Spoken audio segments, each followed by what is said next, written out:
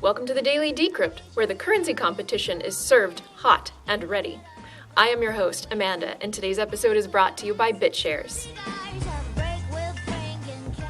I've been trying to get an interview with BitNation founder Suzanne Tartowski-Tempelhoff for some time now, and I'm happy to report I finally caught the little nymph but a few hours ago. The setting? What she calls BitNation's embassy, currently in Rio de Janeiro, Brazil. But what is BitNation? The blockchain-based organization was founded in 2014 with the unique mission of competing with nation-state governments. I mean, just because you're born somewhere, it's so arbitrary, right, where you're born. So people should have the choice of governance, which government they want, as much as they should have the choice of what car or cell phone or anything else in life, So what does it look like to compete in the market of governance? We asked Suzanne to give us an example of a BitNation app. So you just open a chat window, and then you have plenty of emoticons, for like one emoticon for your code of law, whether you want Sharia law or British common law or whatever else. You choose your own arbitrator based on the ID and reputation system.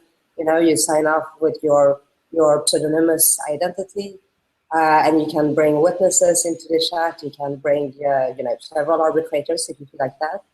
And everything is just done through that,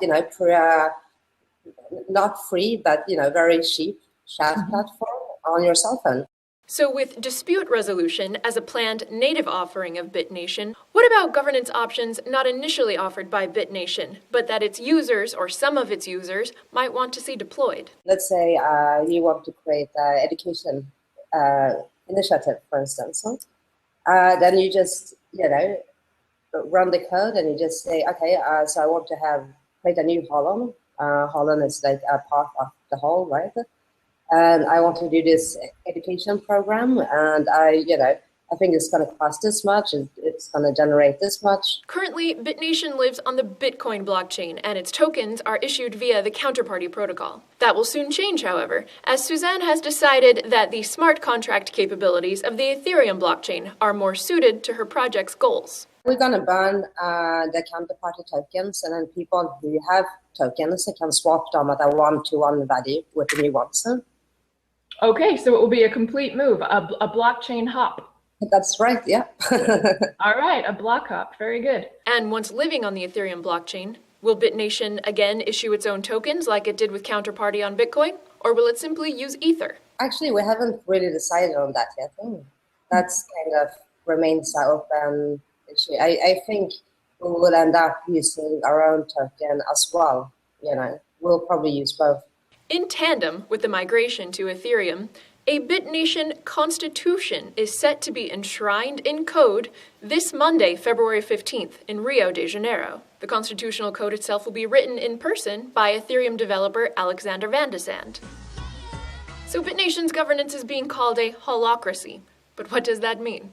A holocracy is defined as a form of governance in which individuals, or holons, are simultaneously part of the general whole and autonomous. The holocratic system just means that instead of voting on an issue, you just say, here's a proposal, I want to do this, and then people can fund it with the tokens. And what would Suzanne have to say to those who are attracted to the idea of competing with nation-state governments, but aren't particularly attracted to BitNation's holocratic constitution? A really important aspect of it is to just communicate the notion that people are not stuck with their own governments, that there is an easy way for everybody to create their own nation. And it doesn't have to be complicated. I'm not a developer, and even I can do it. It would seem that competition, indeed, begets competition. If you would like to watch the live broadcast of the coding of BitNation's new Ethereum-based constitution, you can follow the necessary updates at BitNation's Facebook page, linked below. Today's episode has been brought to you by BitShares, a currency which features usernames in place of long alphanumeric addresses to make sending and receiving payments easier. The next release of the BitShares software will also offer the ability to make confidential transactions, increasing the privacy of BitShares users. You can download the smart-looking desktop wallet at bitshares.org or simply try out the web-based version at openledger.info.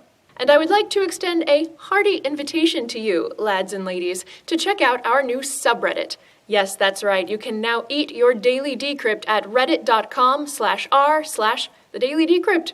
Enjoy!